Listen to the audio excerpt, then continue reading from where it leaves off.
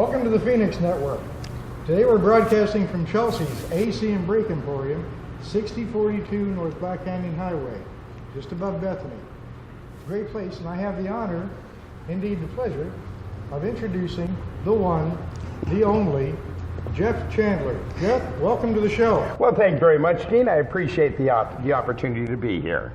Great. So, we're going to be talking about Chelsea's here in a bit, but first, everybody wants to know about Jeff. Tell us about Jeff. You're not from the accent, I'm going to guess you're not an Arizona native. No, Gene, I'm not. I came from Massachusetts, born in Boston back in '64. Grew up with my dad in the automotive industry, moved out here basically in the 5th grade, where lived out the rest of the time here in Phoenix. Absolutely awesome, fantastic city. Love it here. What brought your parents out here The normal. My dad had arthritis. It was easier for the heat back then, because they say it's a dry heat. Yeah. And you know, health is one of the major reasons that some people move here. Absolutely. Correct, it is. We discussed my reasons for ending up being in Phoenix, but we won't get into But we can't talk about that on the radio now, can we? Well, we should. And so, bottom line is, now, were you always in the automotive industry? For the most part, yes. I mean, I've done other things. I played in the music industry when I was younger, had a good time, put shows on. Yeah. Tell us about that. I used to book and promote rock and roll bands across the West Coast. Put on different shows, different venues, had a lot of fun. I could take a park and basically look at it, build the stage, bring the sound in, and invite the entire city. It's a good time. Do that on a Saturday afternoon. People enjoyed it. Okay. And so did you just burn out on that career, or? Not really. It was more that I really, really enjoy cars. So I wanted to get back into working on cars. So I went through a different time period, tried to do something different, but the love of the automotive industry brought me back. Okay. That sounds like a bit of a leap, going from... Well, not really when you think about it. Rock and roll and cars have always gone together. Well, this is true. But didn't you tell me there was a period where you were in theater or studying drama or something? I did play in the theater, absolutely correct. But then the whole world's a stage anyway. We're nothing more than merely actors. And all the players, that's correct. Absolutely. So what kind of plays were you in? I did a couple of musicals. I've done drama. We played in Grease. I played, what was that character's name? Doody. It was a lot of fun when I was younger. Okay, I just had a disturbing vision of you in a musical. Don't go there, Gene. I'm afraid to venture further.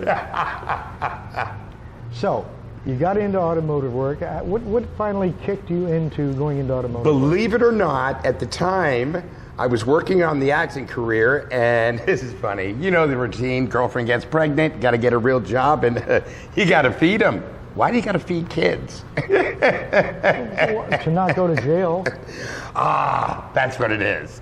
Anyway, long story short, I had to get a real job, so I got back into the automotive industry where I could have a solid background and provide for the family. Okay, and you've been in the automotive industry now for how long? Wow, almost 40 years, a little bit over. Wow. Started in the bottom and came up. Okay. Full-blown ASE Certified Master Tech, can also run a business, understand profit and loss. Okay. But now, with Chelsea's ASE and Brake Emporium, you can do all the work, right? Absolutely. But you tend to specialize in air conditioning and brakes. We specialize in, actually no, there's a little bit more to it than that. We do specialize in air conditioning, we specialize in brakes, drivability, and emissions. Okay. We also do fabrication, stereos, alarms, tires, wheels. Basically, we're a one-stop shop, the neighborhood shop. Okay. And what made you pick this location? Oh, wow. I just fell in love with it. It's located right off the freeway. You can see the signage on the freeway at the intersections at I-17 and Bethany Home, or driving down the 17 between Glendale and Bethany Home. Yeah, and of course, getting off at Bethany from the north side, as you're coming south, you can just get off the exit and literally turn right in here. Absolutely.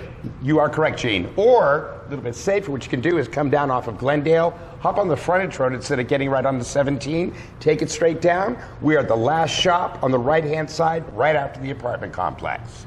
Gray building, blue stripe coming from the north side, but as soon as you turn the corner, you'll see that it turns to red. Yes, indeed, and I've noticed that several times when I've been here. Now, that brings us to the name. The name. First of all, when I first came across the name. When I first saw the name from, I told you, somebody mentioned it to me, mentioned you. I don't know who it was anymore. But then I did do a little, I looked you up to see if I could make sure that I had the number correct. And it was Chelsee as in Chelsea, as in Chelseea. No, it's... And then when I got here, it was double E. And we had that conversation. Where did you come up with a name like Chelsea's? Well, I wanted to do something different. So basically, to keep it in the family, I named it after my dog. I've had this Chow Alaskan Malamute for 15 years. Very beautiful, awesome dog, and she deserved it. And it was catchy. Chelsea's is an awesome name. Yeah, it is. But you said you had her for 15 I've had her years. for about 15 years, Okay. yes. And Chelsea's no longer with us. No, unfortunately, I had to put her down about 3 months ago. That's too bad. But 15 years. But her is pretty legacy old lives for a on. dog. Yes, it is, but it's amazing what you can do when you love them. If you love an animal, they will live and live and live and live. That's true. It is very true. All they need is purpose. And a lot of people are very deep dog lovers. so we. Some are less so. But what strikes me about it is that you love this dog long enough and hard enough that you actually named a business out of it and created a legacy for your Malamute Chow. Correct. Okay. Tell us about that mix, that interbreeding. Malamutes are pretty... They're tough pretty dogs. intense dogs, and so are Chows, but they also have a lot of love and admiration in them. They're fantastic family dogs, very devoted. The 15 years we were together, she loved everyone she came in contact with, and everybody loved her. She was an awesome dog, great personality. Now, did you bring Chelsee back from Alaska, or have you? No, actually, I woke up 15 years ago. My daughter had brought her back from California. At the time, I'd had another golden. His name was Max, and he was sitting outside my daughter's door, barking and scraping at the door. I looked at my wife and I said, "Okay, what kind of dog?" And she's like, "Huh?" I said, "Look," and Max is going nuts, and that's how I met Chelsee. She was about maybe 6 inches long, completely black, and 2 white dots or brown dots on her eyes. Then as she grew up, she had brown booties. It's like she wore socks, and they were brown, and she had the 2 brown dots on her eyes. The rest of her was all black. Beautiful dog, very, very kind, and very loving.